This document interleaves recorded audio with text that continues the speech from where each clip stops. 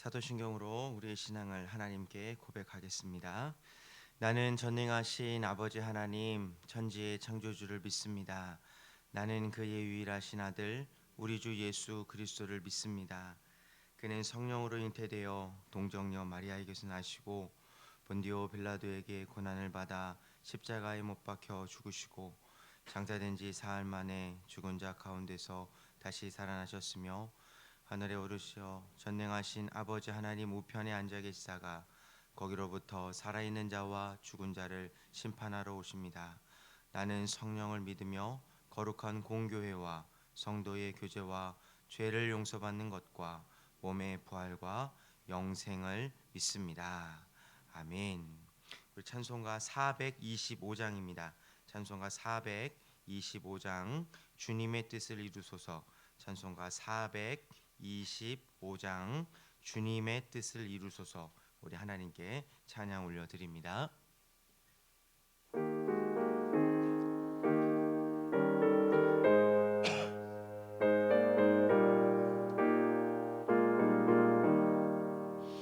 주님의 뜻을 이루소서. 고요한 중에 기다리니 진흙과 같이 날 빚으사 주님의 형상 만드소서. 주님의 뜻을 이루소서. 주님 말 앞에 엎드리니 나의 맘속을 살피시사 눈보다 희게 하옵소서. 주님의 뜻을 이루소서. 병들어 몸이 피곤할 때 권능의 손을 내게 펴사 강건케 하여 주옵소서. 주님의 뜻을 이루소서. 온전히 나를 주장하사 주님과 함께 동행함을 만민이 알게 우리 한 번 더 찬양합니다. 주님의 뜻을 이루소서. 고요한 중에 기다리니 진흙과 같은 날 빚으사 주님의 형상 만드소서. 주님의 뜻을 이루소서. 주님 발 앞에 엎드리니 나의 맘속을 살피시사 눈보다 희게 하옵소서. 주님의 뜻을 이루소서. 병들어 몸이 피곤할 때 권능의 손을 내게 펴사 강건케 하여 주옵소서. 주님의 뜻을 이루소서. 온전히 나를 주장하사 주님과 함께 동행함을 만민이 알게 하옵소서. 아멘. 오늘 우리에게 주시는 하나님의 말씀은 사무엘상 30장 16절에서 31절까지의 말씀입니다. 오늘 우리에게 주시는 하나님의 말씀은 사무엘상 30장 16절에서 31절까지의 말씀입니다. 저와 여러분이 한 절씩 교독하고 마지막 31절은 함께 읽도록 하겠습니다. 그가 다윗을 인도하여 내려가니 그들이 온 땅에 편만하여 블레셋 사람들의 땅과 유다 땅에서 크게 약탈하였으므로 말미암아 먹고 마시며 춤추는지라. 다윗이 새벽부터 이튿날 저물 때까지 그들을 치매 낙타를 타고 도망한 소년 400명 외에는 피한 사람이 없었더라. 다윗이 아말렉 사람들이 빼앗아갔던 모든 것을 도로 찾고 그의 두 아내를 구원하였고 그들이 약탈하였던 것 곧 무리의 자녀들이나 빼앗겼던 것은 크고 작은 것을 막론하고 아무것도 잃은 것이 없이 모두 다윗이 도로 찾아왔고 다윗이 또 양떼와 소떼를 다 되찾았더니 무리가 그 가축들을 앞에 몰고 가며 이르되 이는 다윗의 전리품이라 하였더라. 다윗이 전에 피곤하여 능히 자기를 따르지 못하므로 부솔 시내에 머물게 한 200명에게 오매 그들이 다윗과 그와 함께한 백성을 영접하러 나오는지라 다윗이 그 백성에게 이르러 문안하매 다윗과 함께 갔던 자들 가운데 악한 자와 불량배들이 다 이르되 그들이 우리와 함께 가지 아니하였은즉 우리가 도로 찾은 물건은 무엇이든지 그들에게 주지 말고 각자의 처자만 데리고 떠나가게 하라 하는지라. 다윗이 이르되 나의 형제들아 여호와께서 우리를 보호하시고 우리를 치러 온 그 군대를 우리 손에 넘기셨은즉 그가 우리에게 주신 것을 너희가 이같이 못하리라. 이 일에 누가 너희에게 듣겠느냐? 전장에 내려갔던 자의 분깃이나 소유물 곁에 머물렀던 자의 분깃이 동일할지니 같이 분배할 것이니라 하고 그날부터 다윗이 이것으로 이스라엘의 율례와 규례를 삼았더니 오늘까지 이르니라. 다윗이 시글락에 이르러 전리품을 그의 친구 유다 장로들에게 보내어 이르되 보라 여호와의 원수에게서 탈취한 것을 너희에게 선사하노라 하고 베델에 있는 자와 남방 라못에 있는 자와 얏딜에 있는 자와 아로엘에 있는 자와 신못에 있는 자와 에스드모아에 있는 자와 라갈에 있는 자와 여라무엘 사람의 성읍들에 있는 자와 겐 사람의 성읍들에 있는 자와 홀마에 있는 자와 고라산에 있는 자와 아닥에 있는 자와 함께 읽겠습니다. 헤브론에 있는 자에게와 다윗과 그의 사람들이 왕래하던 모든 곳에 보내었더라. 기도하겠습니다. 좋으신 아버지 하나님 은혜를 감사합니다. 지난 간밤에도 저희들을 주님 품 안에서 편히 쉬게 해주시고 또 이 새벽에도 저희들을 주 앞에 불러주심을 감사합니다. 오늘 저희들에게 새날 주시고 또 생명 주시고 건강 주셨는데 이 한날도 주님과 더불어 동행하게 하시고 주를 기쁘시게 하는 한날 되게 하여 주옵소서. 이 새벽에도 주님을 사모하오니 말씀과 기도 가운데 저희들을 만나 주시며 주의 성령으로 충만케 하여 주옵소서. 주님께 일천번째 예물을 올려드립니다. 하나님 아버지 믿음으로 또 순종으로 감사로 드리는 예물을 주님께서 기뻐 받아주시고 약속하신 하늘의 복과 땅의 복으로 충만하게 채워 주옵소서. 주의 은혜로 종의 가정들을 형통케 해주시며 그 자녀들을 축복하여 주옵소서. 예수님의 이름으로 축복하며 기도하옵나이다. 아멘. 이 새벽에도 주의 은혜와 축복이 함께 하시기를 축원합니다. 오늘 말씀에 보면 이제 옛말에도 난세의 영웅이 난다 이런 말처럼 다윗이 이제 어려웠던 위기를 극복하고 이제 오히려 영웅이 되는 이제 그런 얘기가 이제 오늘 말씀입니다. 그러니까 우리가 인생을 살아가면서 이제 우리의 삶에 여러 가지 많은 위기들을 만나죠. 그런데 우리 신자들에게 있어서는 모든 것이 합력하여 선을 이룬다는 말씀처럼 위기는 기회가 될 수 있는 것입니다. 이스라엘 백성들이 홍해 바다를 만났기 때문에 홍해 바다의 기적을 그들이 경험했고요. 광야에 살았기 때문에 만나를 경험할 수 있었던 것입니다. 이제 우리의 인생에 있어서 많은 어떤 어려움이 다가올 때 우리들은 그 어려움에 너무 이렇게 낙심될 때가 있어요. 그 어려운 문제에 너무 부딪혀다 보면은 그것이 전부인 것처럼 보여지고 또 그것이 나를 망하게 할 것 같은 그런 생각에 부딪힐 때가 많죠. 그런데 사실은 그런 큰 어려움이 있었기 때문에 또 반면에 뒤집어 보면은 그런 큰 은혜를 경험할 수 있는 그런 기회가 되는 것입니다. 그래서 저와 여러분이 어떤 인생의 어려움을 만났을 때에 그때 우리가 마음을 잘 가라앉히고 하나님을 바라볼 수 있는 것, 그것이 우리가 이제 믿음의 연습이고 또 그게 믿음의 분량이라고 우리가 할 수 있겠습니다. 이제 우리가 어제만 하더라도 다윗이 굉장히 궁핍했죠. 예, 정말 따르던 사람들한테 이렇게 거꾸로 쿠데타를 당할 만큼 굉장히 궁핍한 상황이었지만 이제 오늘 분위기는 그것과는 이제 완전히 이제 바꾸어지는 그런 이제 모습들을 보게 됩니다. 거기 이제 16절에 보면 그가 누구죠? 이제 중간에 가다 구제해준 애굽 그 소년이었죠. 아말렉 사람의 노예였던 그 소년을 구제해줬는데 이제 그가 이제 다윗을 인도해줘서 블레셋 사람 아니 그 아말렉 사람들이 거하는 곳을 찾게 도와준 것입니다.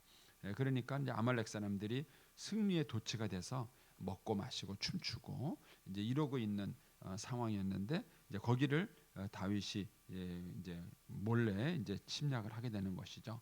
그래서 결국은 이제 18절에 가면 다윗이 아말렉 사람들에게 빼앗아 갔던 모든 것을 도로 찾고 이게 강조가 돼요. 모든 것을 도로 찾고 그다음에 19절에 가면 그들이 약탈하였던 것 곧 무리의 자녀들이나 빼앗던 것은 크고 작은 것을 막론하고 그다음에 뭐가 나옵니까? 아무것도 잃은 것이 없이 아무것도 잃은 것이 없다. 모든 것을 다 찾았고 아무것도 잃은 것이 없다. 이걸 보면은 참 재밌어요. 우리가 이제 어제 봤던 말씀 가운데 2절 말씀을 보세요. 2절 말씀. 거기 보면 거기에 있는 젊거나 늙은 여인은 그다음 뭡니까? 한 사람도 죽지 않고. 참 재밌지 않습니까? 이 아말렉 사람들이 침공해 왔는데 한 명도 안 죽었어요. 그걸 다 포로로 잡혀간 겁니다. 뭐만 손해가 난 거죠? 재산만 손해가 난 거예요. 그런데 이제 오늘 말씀에 보니까 그 손해 났던 재산을 뭐예요? 다 찾았어요. 뭐가 있었던 거예요? 이게 참 재밌죠. 한동안 난리가 났어요. 정말 큰 난리가 났는데 결과적으로 되돌아보면은 아무것도 잃은 게 없어요. 여러분 인생을 살아가면서 특히 이제 새벽에 나오신 분들은 뭐 인생을 많이 사신 분들이니까 한번 곰곰이 뒤를 돌아보세요. 뒤를 돌아보시면 내 인생에 있어서 어렵고 힘든 순간들이 많이 있었어요. 근데 지금 와서 이렇게 뒤를 돌아보면 손해 보셨나요? 잃어버린 거 있나요? 한번 곰곰이 생각해 보시면 사실 우리가 예수님을 믿고 주님을 따르고 난 다음에 사실 손해 본 거 없습니다. 잃어버린 게 없어요. 받으면 더 받았지 손해 본 게 없어요. 그런데 그 당시의 순간으로 한번 가보세요. 그 당시의 순간으로 가면은 그 당시에는 모든 걸 다 잃어버린 것 같지 않았나요? 모든 걸 다 잃어버리고 내가 폭삭 망한 것 같고 내가 손해 본 것 같은 그런 생각이 들지 않았나요? 그래서 가끔 우리는 너무 많은 것을 잊어버려요. 그래서 여러분들이 일기를 써놓는 것도 참 좋습니다. 저는 이제 일기는 잘 안 쓰는데 큐티 노트를 갖고 있어요. 오랜 때 20대 때부터 했던 그 큐티 노트가 이제 보관되어 있는데 가끔 이렇게 옛날 거 이렇게 들춰 보면은요, 그 느낌이 새로울 때가 있어요. 그때는 정말 절망적이고 죽을 것 같고 막 이제 그렇게 느꼈던 순간들이 있어요. 뭐 하나님이 어떻게 나한테 이러세요? 하나님이 계시면 왜 그러세요? 막 이렇게 했던 순간들이 있었는데 세월이 지난 다음에 이렇게 보니까 그것 때문에 손해 본 거 없어요. 그러니까 이 사건은 하나님께서 다윗에게 축복해 주기 위한 어떤 면에서는 위장된 사건이에요. 위장된 사건. 그러니까 오히려 이 사건으로 인해서 다윗의 리더십은 더 올라가게 되죠.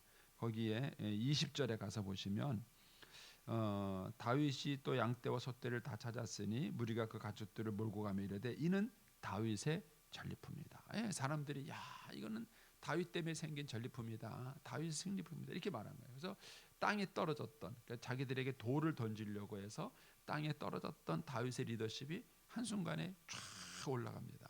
그러니까 이렇게 될 수 있었던 것은 이 어려움 때문에 가능했던 거예요. 근데 이 어려움을 지나고 나면서 다윗은 잃은 게 아무것도 없어요. 사실 사람도 한 명도 안 죽었죠. 그 다음에 여기서 말한 것처럼 다 찾아왔어요. 다시 한번 볼까요?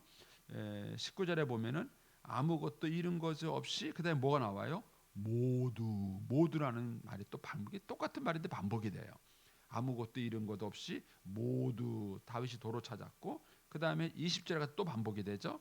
다윗이 또 양떼와 소떼를 뭐라고요? 다 찾았다. 다 찾았다. 그러니까는 뭐 잃어버린 게 없어요. 그러니까 결국 사람도 그렇고 재산도 그렇고 다윗이 잃어버린 것은 아무것도 없어요. 그런데 우리가 어제 상황으로 가서 본다면은 정말 절망적이에요. 예. 나갔다가 들어왔다니까는요. 사람은 다 잡혀가서 아무도 없고 재산도 다 약탈당했고 그때 모든 걸 잃었잖아요. 그 순간에는 모든 걸 잃었어요. 사람도 잃어버렸고 재산도 잃어버렸고 다 잃어버렸어요. 그 순간에는 모든 걸 다 잃어버렸어요. 근데 지금 와서 보니까 잃어버린 게 아무것도 없어요. 잃어버린 게 아무것도 없어요. 그러니까 저와 여러분이 인생을 살아가면서 위기 앞에 닥쳤을 때에 우리가 이렇게 하나님의 눈으로과 시각으로 바라보는 이 연습이 되게 중요해요. 그러니까 마귀는 항상 우리를 속여요. 그래서 너는 끝났다. 너는 끝났다. 너는 모든 것을 다 잃어버렸으니까 이제 네 인생은 끝났다. 이게 마귀가 우리에게 주는 압박감이에요. 그러나 막상 시간이 지나고 난 다음에 보면은요, 잃은 것은 아무것도 없어요. 다윗은 결국 하나님의 은혜로 이 모든 것들을 다 이제 찾게 되는 것입니다. 자, 그렇게 해서 하나님은 이제 다윗의 리더십을 이제 회복시켜 주셔요. 그런데 이제 일이 거기서 끝나는 게 아닙니다. 21절 가서 보시면 다윗이 전에 피곤하여 능히 자기를 따르지 못함으로 부솔신에 머물게 한 200명이 있었죠. 이 사람들에게로 돌아온 것입니다. 그러니까 이제 그 사람들이 다윗을 영접하고 또 이제 환영을 하는 일이 있었죠. 그런데 22절에 가니까 이제 문제가 생깁니다. 다윗과 함께 갔던 자들 가운데 악한 자와 불량배들이 있었어요. 여기서 악한 자다, 이제 불량배들이다 이렇게 표현한 것은요, 뭐 이제 뭐 사람들이 좀 이제 악하고 나쁠 수도 있는 거죠. 예. 근데 그것보다는 이 사람들은 믿음의 사람이 아니라는 거예요. 하나님을 따르는 사람들이 아니라는 거예요. 그런데 어쨌든 이 사울에게 어려움을 겪어서 다윗에게 도망와서 다윗과 함께 있었던 사람들이죠. 그런데 이 악한 자와 불량배들이 이제 문제를 일으킵니다. 그들이 뭐라 그러냐면은 우리와 함께 가지 않은 사람들에게 우리가 수고로 얻은 이 물건을 돌려줄 수 없다. 그 사람에게는 처자만 가지고 가게 하고 물건은 그들에게 주지 말자 하면서 이제 백성들 사이에 이제 갈등이 생기는 것입니다. 이게 우리가 인생을 살아갈 때 가난해도 문제지만은요, 부해도 문제예요. 인생은 문제투성입니다. 그러니까 없으면 없는 대로 문제가 되고요, 있으면 있는 대로 문제가 되는 거예요. 그러니까 이들이 빼앗겼을 때도 문제가 되더니만은 많은 것을 얻고 나니까 이번에는 이제 분배 문제가 생기는 거예요.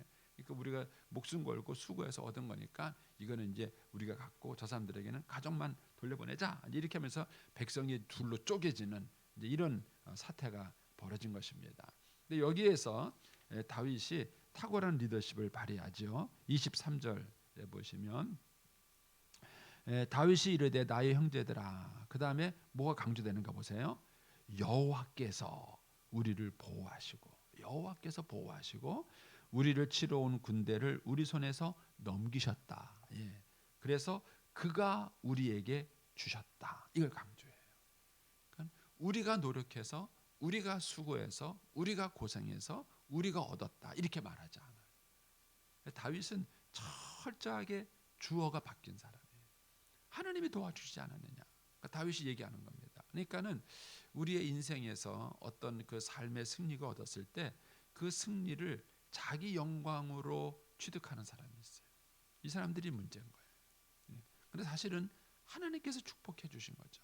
그러니까 다윗은 이 순간에 그것을 명확하게 선을 긋습니다. 하나님께서 우리를 보호해 주셨고, 하나님께서 이들을 우리에게 넘겨주셨고, 그래서 하나님께서 승리하게 해주신 것이다. 이거는 우리의 노력으로 얻은 것이 아니라 하나님께서 우리에게 주신 것이다. 우리가 은혜로 얻은 것이다. 이것을 먼저 다윗은 명확하게 강조합니다. 그래서 인생을 살아가면서 우리가 많은 문제가 생기는 이유는 뭐냐? 주어가 바뀌지 않아서 그래요. 주인이 바뀌지 않아서 그렇습니다. 그러니까는 저와 여러분의 인생을 살아가면서도 왜 고민이 많이 될까요? 내가 주어라서 그래. 내 인생이고 내 문제고 내가 해결해야 되는 거예요. 그래서 나는 너무 약한 거예요. 그러니까 고민스럽고 어려운 거예요.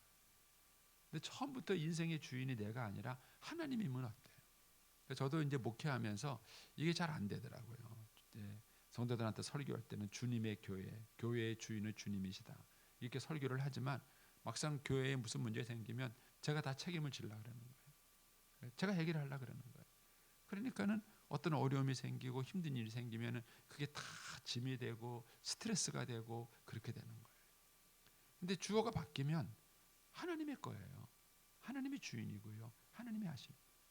여러분 왜 자녀들 때문에 고민하세요? 내 자식이라고 생각해서 그래요. 내가 키운다고 생각해서 그런 거예요. 그런데 여러분 혼자 키우는 거 아니에요. 정말 여러분의 자식 맞나요? 예? 여러분이 키우는 거 아니에요. 하나님의 자녀고 하나님이 키우신다는 믿음이 있으면 그렇게 스트레스가 되질 않아요.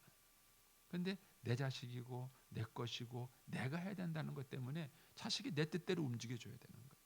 그리고 내가 원했던 대로 자식이 커가야 되는데 그게 안 되는 거예요. 근데 그게 안 되면은 초조해지기 시작하고 그 다음에 조급해지기 시작하는 거예요. 그리고는 자꾸 갈등과 어려움을 겪게 되는 것입니다. 인생을 살아가면서 물질의 문제도 마찬가지예요. 왜 물질 때문에 염려하는가? 왜 또 물질 때문에 싸우는가? 예, 그 물질의 주인이 자기라고 생각하기 때문에 그런 거예요. 그런데 하나님의 것이라면 그것이 하나님의 소유라면은 뭐 있으면 쓰고 없으면 주면 되죠. 주면 되죠. 뭐가 어렵냐 이거예요. 근데 그게 안 되는 거죠. 다윗은 여기에서 이제 철저하게 그 얘기를 합니다. 이것은 하나님이 주신 것이다. 하나님이 우리에게 승리를 주신 너희 것이 아니다. 그러면서 24절에 가서 이렇게 말합니다. 이 일에 누가 너희를 듣겠느냐? 전장에 내려갔던 자의 분깃이나 소유물 곁에 머물렀던 자의 분깃이 동일할지니 같이 분배할 것이다. 예, 그들이나 우리나 똑같이 분배해서 똑같이 쓸 것이다. 라는 거예요.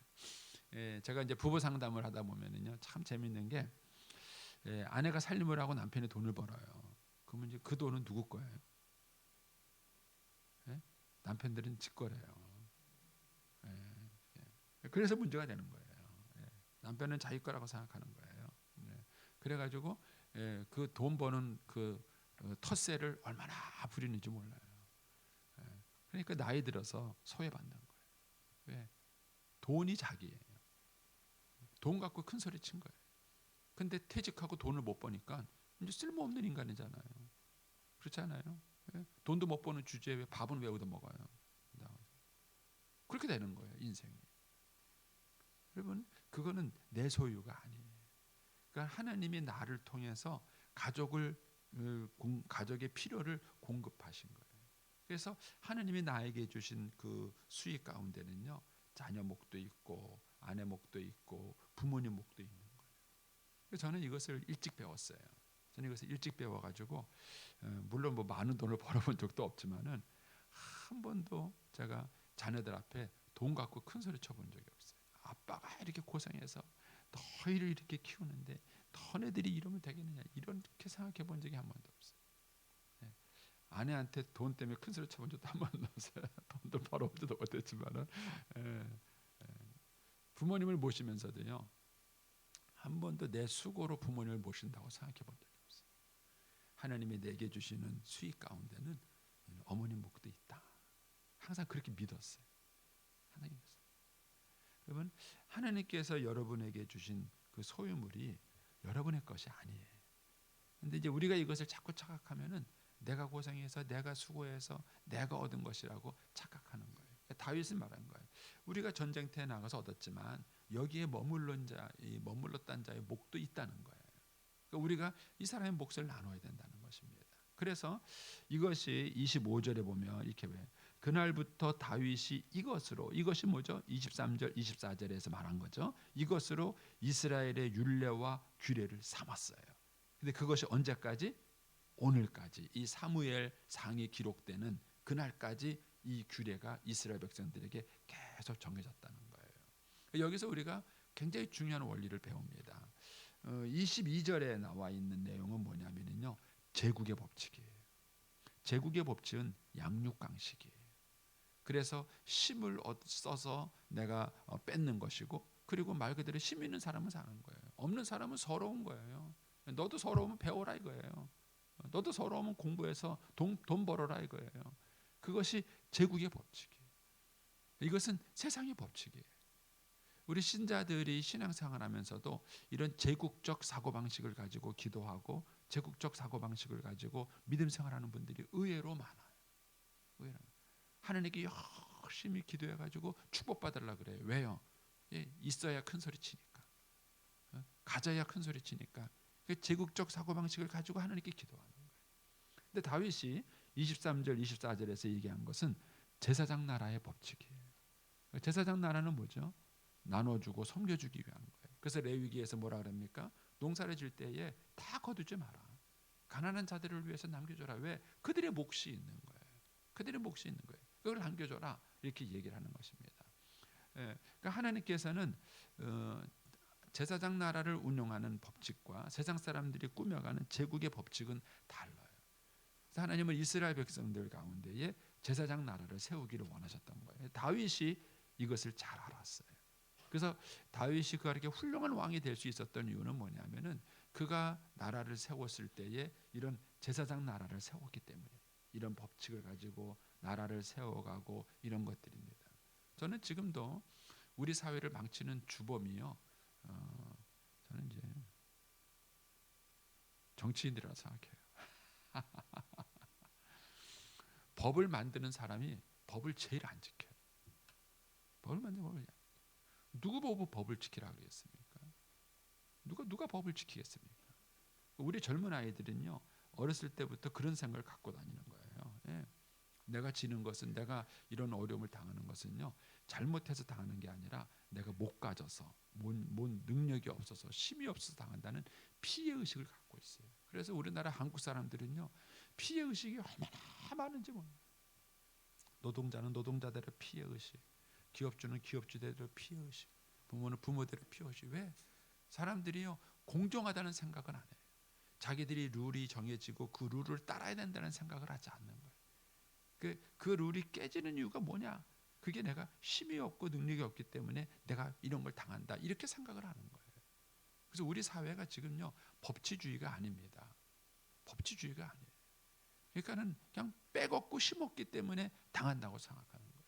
그러니까 빼먹고 힘없기 때문에 당한다고 생각하니까는요 모든 국민들의 마음속에 피해 의식이 가득해요. 그래서 무슨 사건만 터지면은요 사람들이 분노하고 막 그래. 왜? 피해 의식이 있기 때문에. 그 마음에 피해 의식이 아주 깊어서 그런 거예요. 그런데 이런 피해 의식을 누가 심었느냐는 거예요. 저는 그래서 우리 민족에게 정말 필요한 것이 좋은 리더예요. 법을 만드는 사람들이 법을 지켜야죠 먼저. 네? 자기들이 먼저 법을 지키고 해야 될 거 아닙니까? 그런데 그렇게 안 하는 거예요. 이것이 어떤 그 사회적인 기류를 만들어요.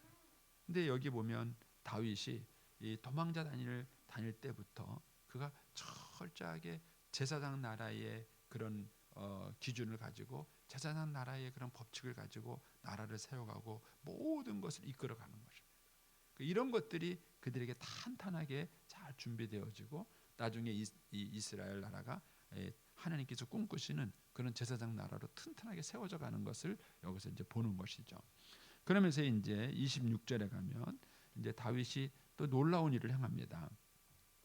다윗이 시글락에 이르러 전리품을 그의 친구 유다 장로들에게 보냈습니다. 예, 그러면서 27절부터 31절까지는 다윗이 물품을 나누어 준 지역에 대한 얘기가 쭉 나와요. 거기 보면은요, 하나, 둘, 셋, 넷, 다, 일곱, 여덟, 아홉, 열, 열하나, 열둘, 열세, 열네, 14군데가 돼요.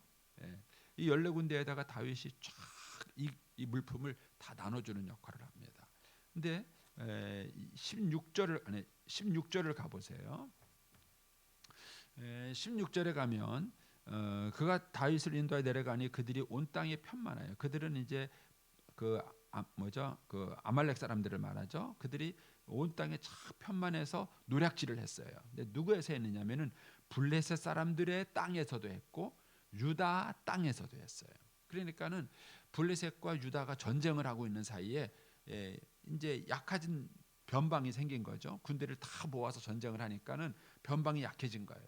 그 틈을 이용해서 이 아말렉이 하여튼 간신배들 같아요. 그 틈을 이용해서 항상 그 약한 부분을 공격한 거죠. 그래서 블레셋 땅도 공격하고 유다 땅도 공격을 한 거예요. 그 유다 땅에 피해자들이 있는 것이죠.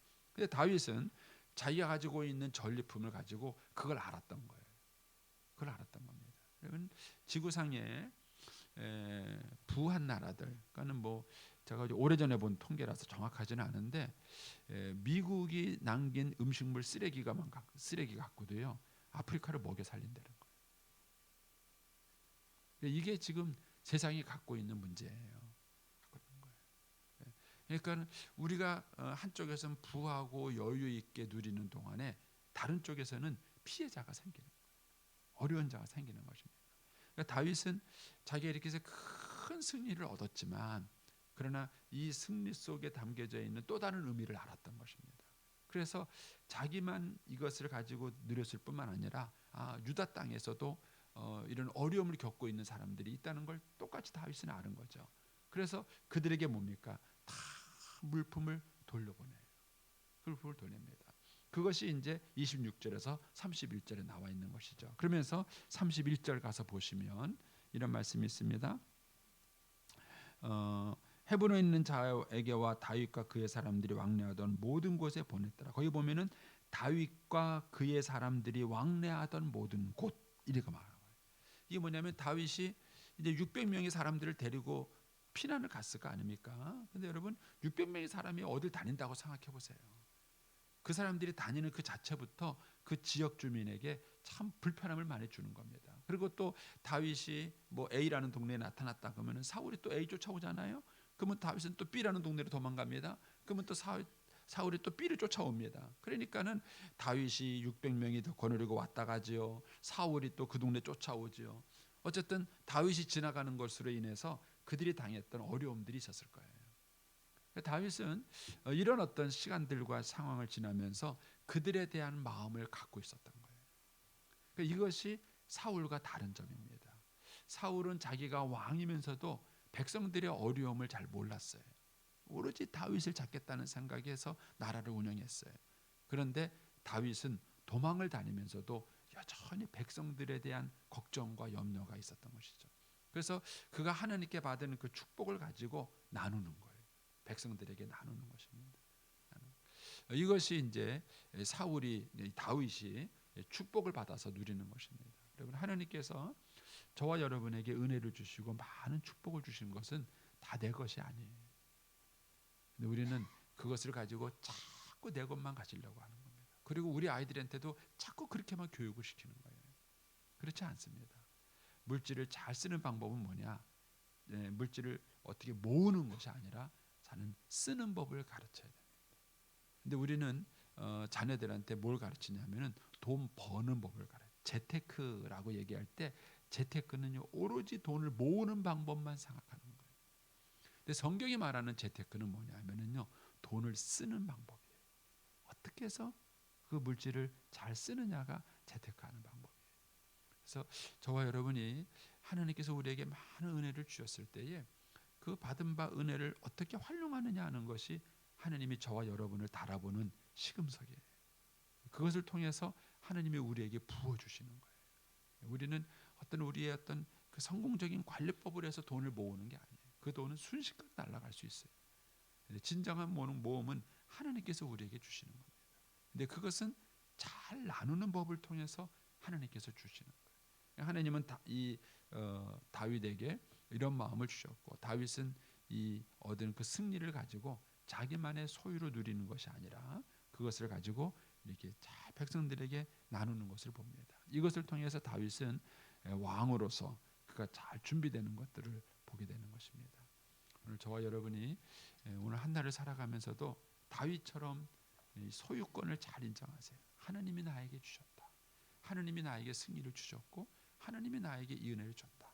이것을 우리가 분명히 안다면 또 어떻게 우리가 돼야 되는 것도 알 것입니다. 축복도 하나님의 거지만 염려도 하나님의 것이에요. 여러분 갖고 고민하지 마시고 그것도 하나님께 맡기십시오. 오늘 한 날도 주님과 동행하고 승리하는 날이 되시기를 축복합니다. 오늘